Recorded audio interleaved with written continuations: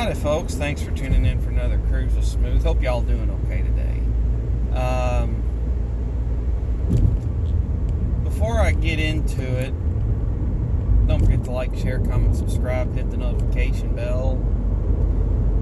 I'd love to hear from you in the comments section if there's something that you want to ask my opinion on, even if it's something I'm not aware of. I wouldn't mind doing the research and getting back with y'all in a video on that. So anyway, something's been on my mind a little bit. Buddy of mine, and it's weird because I really enjoy hanging out with him, but apparently politics is a off-limit discussion. The other day he sent a text message. He's like, "Man, I just can't wait for 2021." And I'm like, "Okay, why?" Seemed like a decent enough place to start a conversation. And he replied that because he's tired of coronavirus and he's waiting for Biden to get in office. And I'm like, you might get one of those things. You might get both, you might get none. I didn't say any of that, but I was thinking.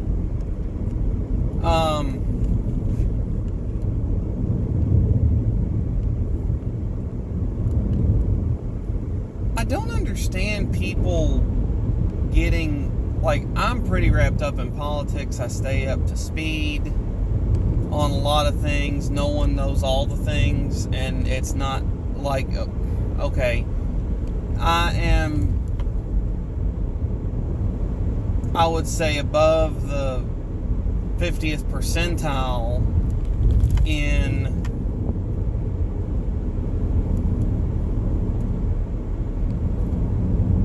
people that stay up to speed where politics isn't their job, or where news isn't their job.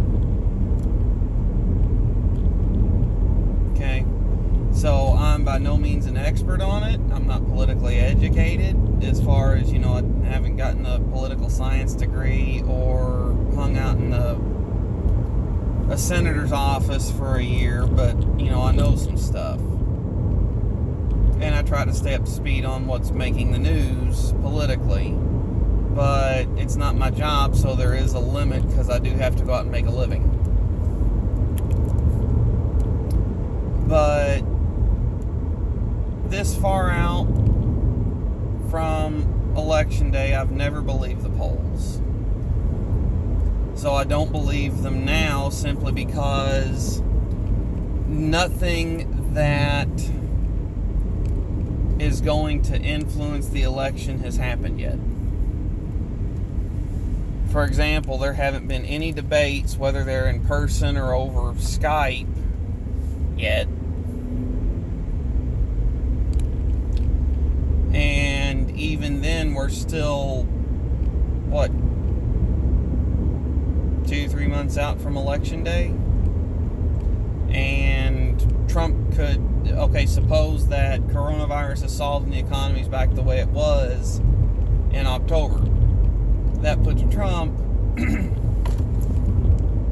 in a much better position for his re-election campaign. If it doesn't happen, that puts Biden in a much better position for his bid for president.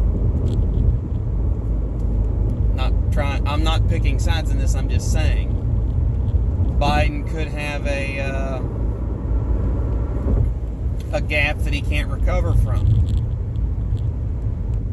As an example, he has said a bunch of things that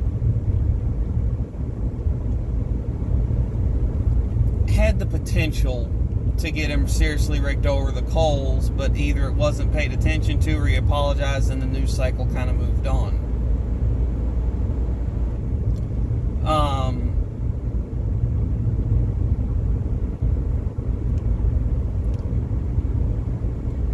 That one time, I forget who he was interviewing or who he was being interviewed by, but a black gentleman, and he said, the guy's like, you need to come back on here for the election. I've got questions. He's like, well, let me put it this way. If you don't vote for me, you ain't black. basically. And he did go out and apologize, but that was kind of the end of it. I hate to say it, but if that had been someone that the media didn't like, I think that would have, I'm not saying it would have ruined Trump, but it definitely would have been in the news cycle a lot longer.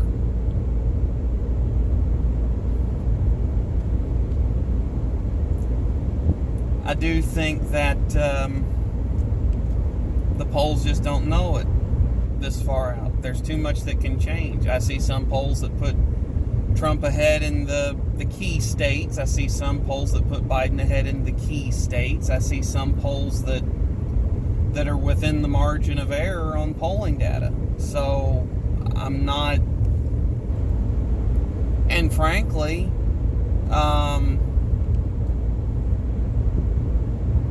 I know that they had Trump Clinton wrong.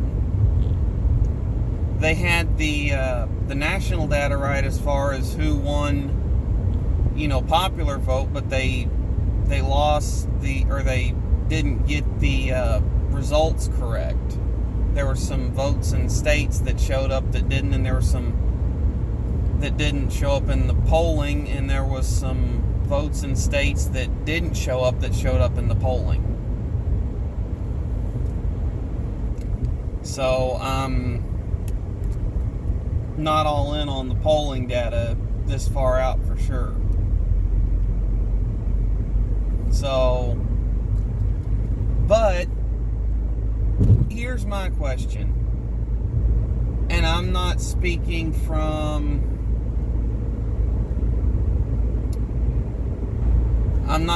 down at anybody, but I'm just giving my perspective and opinion on things, okay?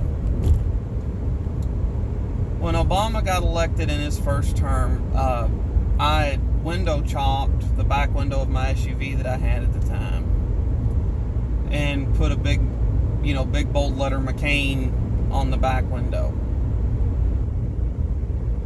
Okay. Well, when McCain lost and Obama won, I thought, you know what? I have a right to leave this on my back window for a few days. And I think I left it up for about a week, and then I got tired of not seeing stuff in my rearview mirror, especially in parking lots. So I took it off. And that was the end of it. And I might have disagreed with Obama's policies, but I didn't let that control my mood on day-to-day life.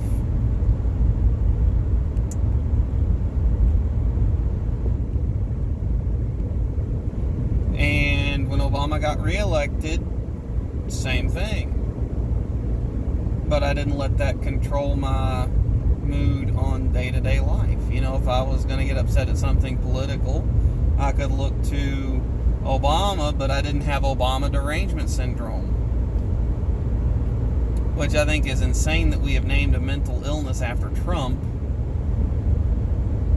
I think it's people who've got their priorities all screwed up that think that whoever's residing in the White House is the end-all be-all to everything and can't live life with a normal perspective. It's my opinion. But my question is, okay, suppose I've seen one election model, and I haven't researched it as much as I should have before I mentioned this, but the guy called every election for a number of years accurately. He even called Trump winning, which no one did. So there's this guy's election model, and he's called like the past 5 or 6 presidents.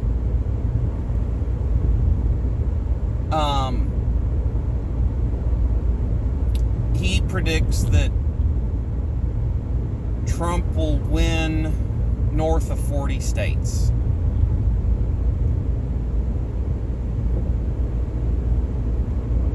That I think the only states in the continental United States that they project Biden to win in this model is going to be Illinois, New York, California, and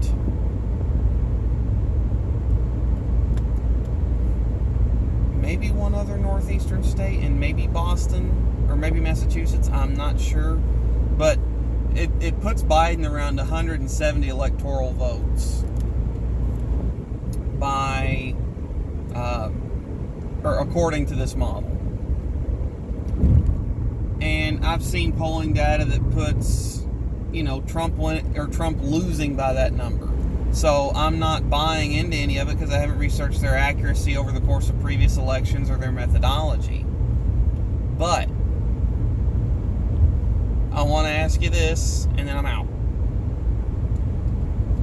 If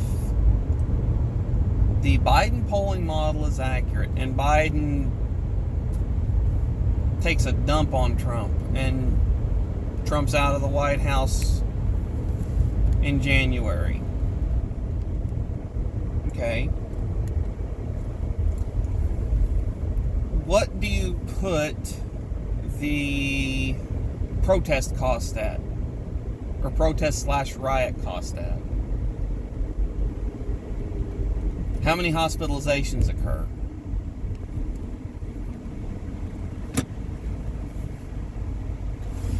If the same thing happens, but Trump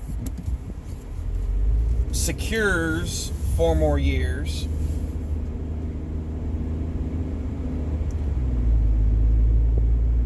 and Biden loses by such a wide margin that they can't claim tampering, they'd have to claim tampering in like 6 states. What do you put the protest/riot cost at as far as damages? How many people end up hospitalized?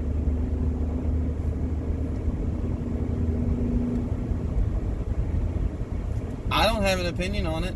I was actually researching for this just a little bit right before I started recording, and I did find that there were some violent anti-Obama protests in states that went very hard for Romney in 2012. But I couldn't find anything like that. But I do wonder if Trump secures re-election, what the over-under is on